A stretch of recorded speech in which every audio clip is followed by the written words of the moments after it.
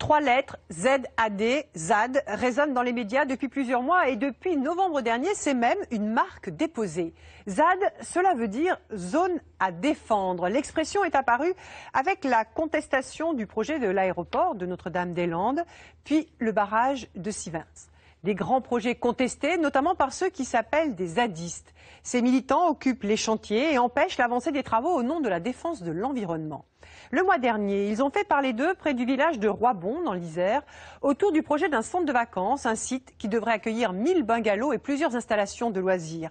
Alors pourquoi la forêt de Roibon a-t-elle surgi dans l'actualité? C'est l'enquête d'Élise Menant et Caroline Robillard. Élise répondra ensuite aux questions de Guylaine sur ce plateau.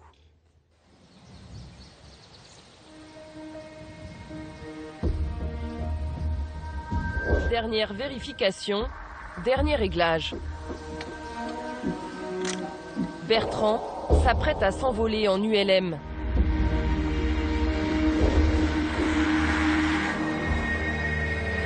Sous ses pieds, le massif des Champs-Barans dans l'Isère. Cette forêt est devenue privée, elle est en plein défrichement.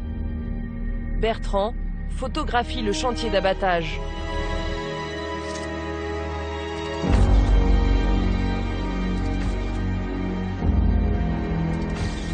Ici, bientôt, 1000 bungalows en bois accueilleront plus de 5000 touristes. Et une bulle tropicale sera chauffée à 29 degrés toute l'année. Un village vacances Center Parks devrait sortir de terre d'ici 3 ans.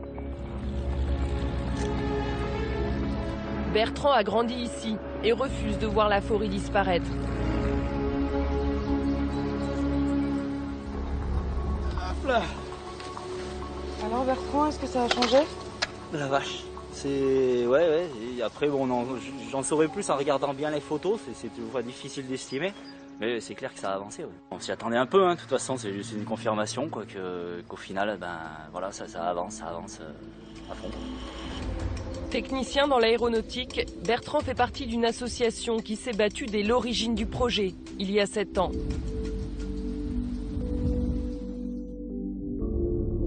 Mais depuis que les travaux ont commencé fin octobre, des militants d'un tout autre genre les ont rejoints. Eux n'hésitent pas à pénétrer sur la zone, quitte à perturber le chantier. Comme Rémi, agriculteur dans un village voisin. C'est vraiment un sanctuaire naturel qu'on est en train de détruire en direct. C'est une zone à défendre au sens propre et on n'a pas envie que ce soit une zone à détruire. Une zone à défendre, ce que ces militants appellent une ZAD. Rémi se définit lui comme un zadiste. Il va nous emmener au plus près. Les machines d'abattage, les voici derrière les fourrés.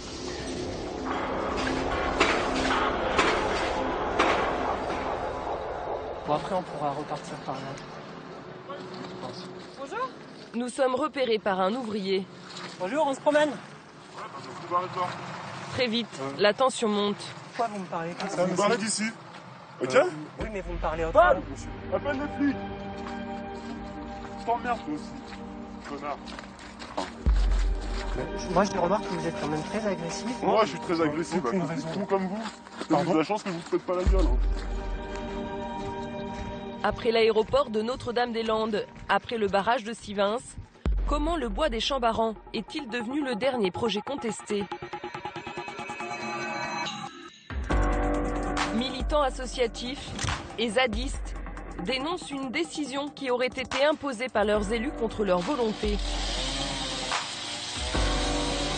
Qu'en est-il réellement? Les habitants n'ont-ils pas eu leur mot à dire? Nous avons mené l'enquête au cœur de cette forêt très disputée.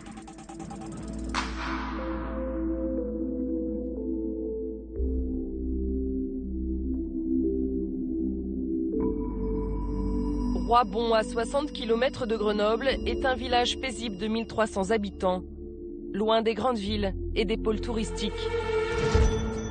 Il y a 7 ans, la société Pierre et Vacances a choisi d'y installer son 6e Center Parks.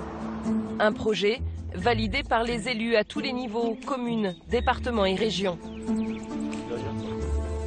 Allez, ça va. Mais il a tout de suite suscité la colère de certains habitants. Jean-Marie s'était installé ici il y a 20 ans, à la recherche d'un coin de nature pour monter un centre équestre. Voilà, là on rentre. Là, on n'a plus le droit d'y aller. Donc ça, c'est fini. La forêt, Jean-Marie en avait fait son outil de travail pour ses promenades à cheval. Moi, je m'étais investi. C'est un pays dur. Hein. L'hiver, quand on marche là, c'est pas simple. Hein. Mais je m'y étais investi. Je le connaissais. Enfin, je sais pas. Je l'avais dans les tripes. Quoi. C'est l'impression que je suis quelque part, quelque chose qui meurt. Quoi. Jean-Marie est l'un des opposants les plus anciens. Pas seulement parce qu'il habite à côté. Pour lui, le problème va beaucoup plus loin. Ce soir-là, il accueille chez lui Patricia et Bertrand, qui est venu leur apporter les photos prises en ULM.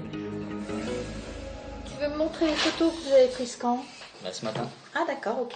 Donc tu prends sur toi. Oui. Allez, je te Tout va laisse bien faire. se passer. Ensemble, ils constituent un dossier de recours devant la justice.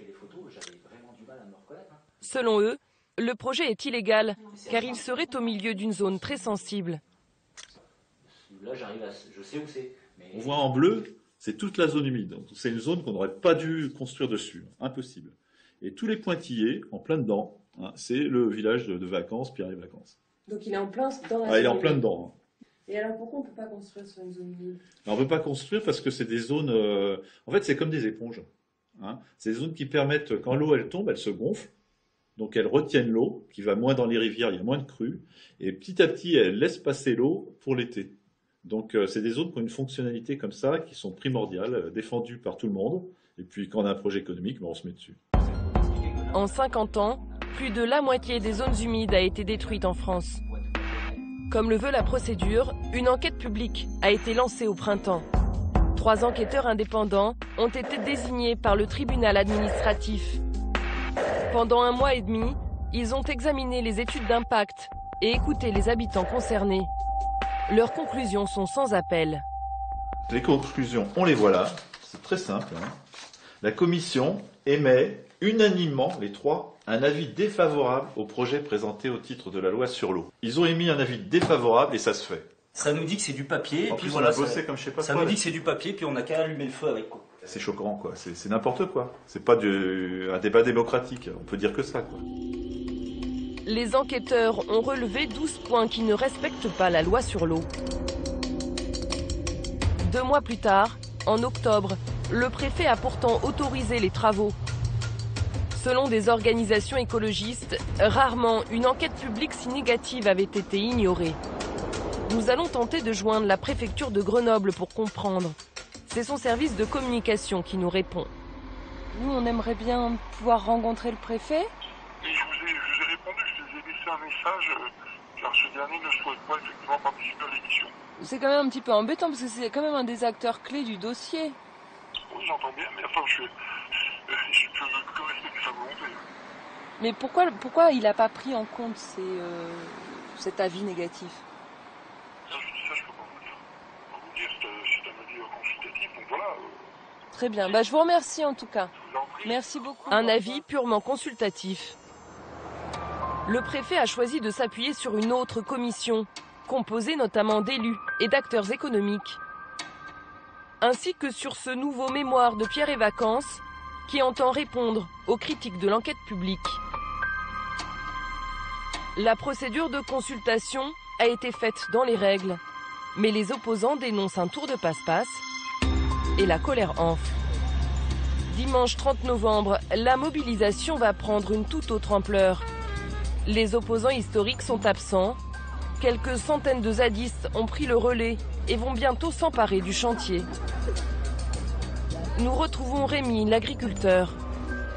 Très vite, la foule pénètre dans la forêt, malgré la présence des vigiles. Tu t'arrêtes ici, à côté? Alors On fait le pique-nique ici? Non. pourquoi vous êtes venu ici sur le site alors que c'est une propriété privée? Parce que nous, on pense que c'est pas une propriété privée. C'est un bien public, c'est une forêt communale. Et on en dit qu'elle reste communale. Enfin, moi, j'ai pas l'impression, effectivement, de désobéir. J'ai l'impression de faire mon rôle de citoyen. En fait, je pense que nous tous ici, on préférerait qu'il y ait une vraie démocratie qui fonctionne. Une petite minorité, masquée, va tenter de s'en prendre aux machines. Moi, je vais prendre un pot de peinture, je vais aller peindre votre maison à ma façon. Oui, il n'y a pas de souci. Oui, donc vous touchez pas à ce qui vous appartient pas.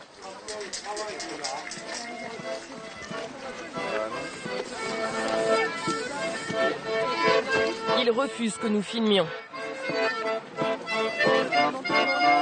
La plupart revendiquent la non-violence. C'est une foule hétéroclite, sans leader ni parti politique. À la sortie du chantier, une maison forestière. Le bâtiment, vide, est pris par les manifestants. C'est le début de l'occupation.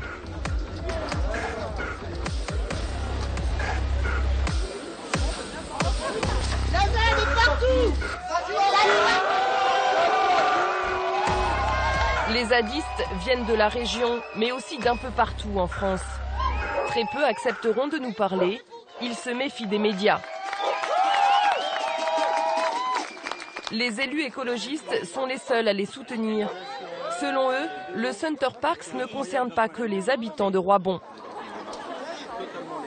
Quand il y a des passages en force sur des grands projets, bon, ça crée ces très fortes tensions parce que c'est une énorme frustration et finalement, je pense que les ZAD, c'est un peu le sommet de l'iceberg quand même. Et d'ailleurs, on le voit au niveau de... Pourquoi le sommet de l'iceberg ? Parce que je pense que la grogne, je dirais des habitants et notamment des jeunes générations, elles ont l'impression d'en avoir aucune prise sur leur destin et sur les décisions publiques. Une cinquantaine de zadistes dormira en permanence dans la maison. Ce soir-là, ils nous demandent d'arrêter notre tournage. Ce n'est que quelques jours plus tard que la zone occupée s'ouvrira à nouveau aux journalistes. Le temps d'une conférence de presse et d'un vin chaud, organisé grâce aux dons de leur réseau. Les zadistes veulent maîtriser leur communication. L'un des seuls qui accepte de parler face caméra, c'est Niels. Le jeune homme vit dans la région depuis 4 ans. Il finit des études d'éducateur, mais ces jours-ci sont entièrement consacrés à la ZAD. Nous ne sommes pas là pour changer le monde, nous sommes juste là pour proposer des choses qui existent déjà depuis la nuit des temps et qui prouvent qu'il est possible dans cette société de vivre autrement. Nous sommes là pour montrer qu'il est possible de ne pas attendre que les décisions et que les solutions nous soient amenées par en haut, et pour montrer que les solutions sont possibles par le bas, par le peuple, par monsieur et madame tout le monde. Roibon est devenu le symbole d'un bras de fer entre des citoyens et leurs élus. Pourtant, une grande partie de ses habitants reste favorable au Center Parcs. À commencer par le maire, Serge Perrault. Il va nous aider à comprendre pourquoi le village a voulu du projet. Le voici plongé dans une crise qu'il a du mal à comprendre. Ce jour-là, il a rendez-vous avec les chefs des entreprises qui travaillent sur le chantier.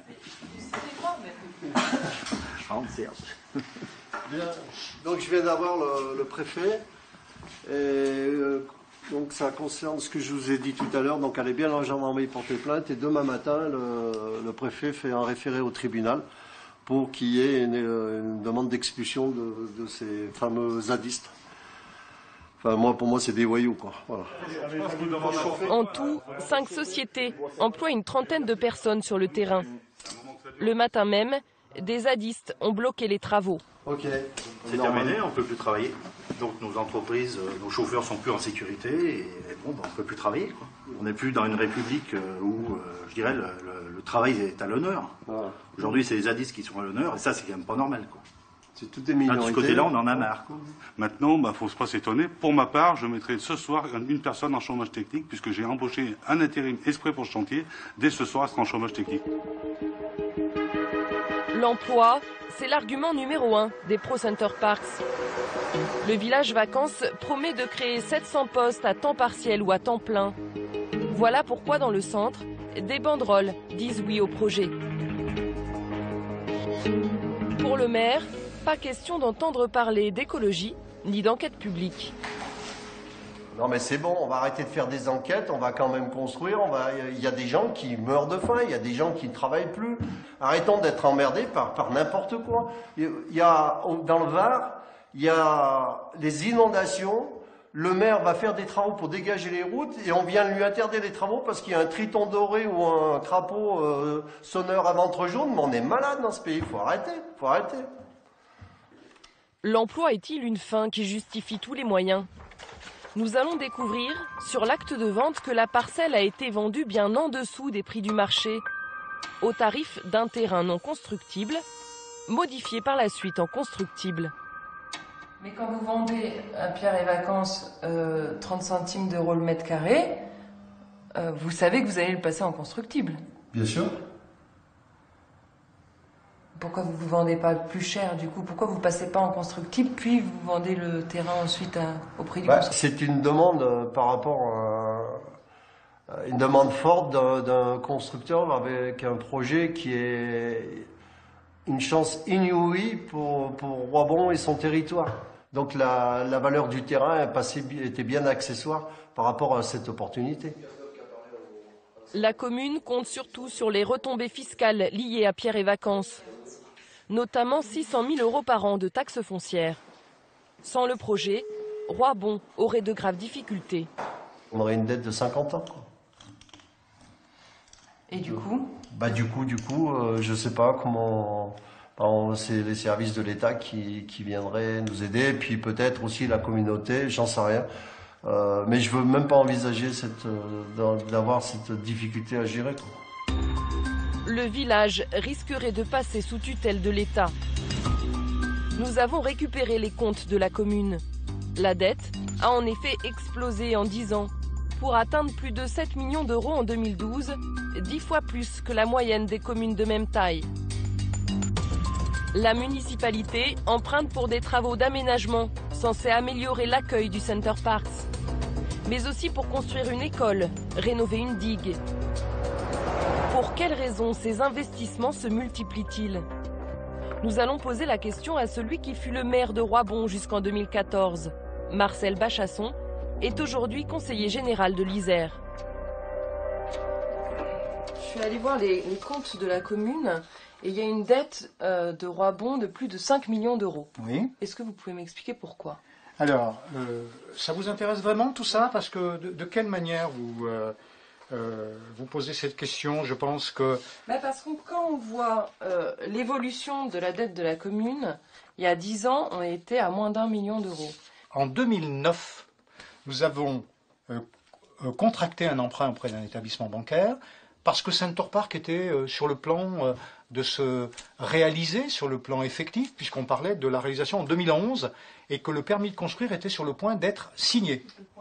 En 2009, la procédure de consultation n'est pas terminée. Mais c'est un peu comme si l'ancien maire avait déjà intégré dans son budget les retombées économiques liées au Center Parcs. On a l'impression que le projet était ficelé avant même qu'aient lieu les enquêtes publiques. Pourquoi vous dites que le projet était ficelé? Moi, je connais Parce que vous êtes fortement endetté en anticipant les retombées fiscales de Pierre et Vacances. On n'a pas le droit, si vous voulez, nous, d'être en retard sur l'arrivée du Center Parcs. Je prends l'exemple de l'aménagement de la grande rue du village. On a une grande rue qui est aménagée, qui a coûté 1 million d'euros. Est-ce qu'il n'y a pas un petit problème de démocratie où il y a une enquête publique où on vous dit vous pouvez participer, mais le projet a déjà été ficelé avant parce que vous avez anticipé l'arrivée de Center Parcs? À quoi sert une enquête publique dans ce cas-là? Non, ne jouez pas là-dessus, s'il vous plaît. On est des élus, nous croyons en l'avenir du territoire et il faut mettre en place toutes les opérations qui méritent de l'être, de façon à ce que les conditions d'accueil soient les meilleures possibles. Il y a des moments où il faut savoir prendre des décisions. Marcel Bachasson assume être allé plus vite que la procédure. Retour dans la forêt des Chambarans. Les zadistes sont sur le point de remporter une bataille. Comme tous les matins, une vingtaine de militants tentent de bloquer les travaux. Nous retrouvons Niels qui nous avait accueillis à la maison forestière. Avec ses amis, ils ont monté un barrage de branches. Face à eux, les gendarmes. Devant les caméras, les deux camps échangent des politesses. Il y a un chantier, donc vous êtes aussi en insécurité, parce que vous pouvez aussi avoir des projections. Et après, vous faites obstacle donc à leur travail. Donc ça, ce sont des éléments qui, bien sûr, par le droit, sont répréhensibles. Voilà. Bien entendu, bien entendu. Voilà, donc c'est pour ça je suis d'accord avec vous. Moi, c'est juste la question du besoin d'ordonnance judiciaire ou pas pour nous évacuer du chantier. Donc si vous voulez nous évacuer par la force ou pas, mais là de toute manière on va dégager ici la barricade et comme je vous l'ai dit on va avancer tranquillement, mais tranquillement. Pas question d'aller à la confrontation. Les zadistes retirent les branches d'arbres, mais continuent de ralentir le camion.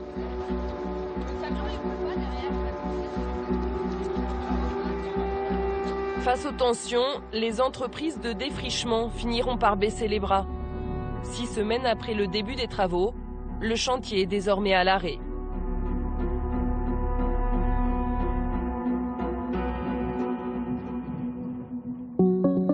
Pierre et Vacances s'attendait-il à une telle résistance? L'un de ses représentants est de passage à Roibon. Il nous reçoit à la maison communale. Selon Éric Magnier, les zadistes font beaucoup de bruit pour une forêt d'une importance toute relative. Certes, le site a une grande valeur sentimentale pour les habitants, on le comprend tout à fait. En revanche, du point de vue environnemental, ces caractéristiques ne sont pas aussi extraordinaires qu'on peut le lire parfois. Et on comprend tout à fait que certaines personnes avaient l'habitude de ramasser des champignons ou de se promener tout simplement dans ce bois. En revanche, il est important pour nous de rappeler que sur les 150 hectares qui vont être aménagés, il n'y en a que 80 qui seront réellement impactés, 80 hectares de forêt impactés. 80 hectares impactés, les chiffres sont contestés. C'est maintenant à la justice de déterminer si oui ou non le projet respecte l'environnement. Des recours ont été déposés, il faudra plusieurs mois pour les examiner. Le 18 décembre a lieu une première audience au tribunal administratif de Grenoble. Nous retrouvons les opposants historiques, Jean-Marie, qui dirige le centre équestre, et Bertrand, le photographe en ULM. La salle d'audience est là-bas. En attendant le jugement sur le fond du dossier, leur association demande au tribunal de suspendre officiellement les travaux. C'est important parce que s'il y a des travaux en ce moment, on sait que ça peut être agité sur le secteur, c'est déjà agité actuellement. Donc ce que je souhaite moi, c'est que ça s'apaise, que la justice fasse son travail. Nous, voilà, c'est ce qu'on demande. Jean-Marie est nerveux, c'est un jour décisif. La salle est comble, nous n'aurons pas l'autorisation de filmer l'audience. Dehors, les habitants sont plus divisés que jamais. Deux camps se font face sans pouvoir dialoguer. Les pro-Center Parcs sont venus en masse dans des bus affrétés par le maire de Roibon. On n'est pas dans un musée chez nous, on veut vivre. Donc on a besoin d'économie. Il faut être bisounours pour penser qu'on ne peut pas avoir une économie sur un territoire pour survivre. De l'autre côté, les zadistes sont là eux aussi.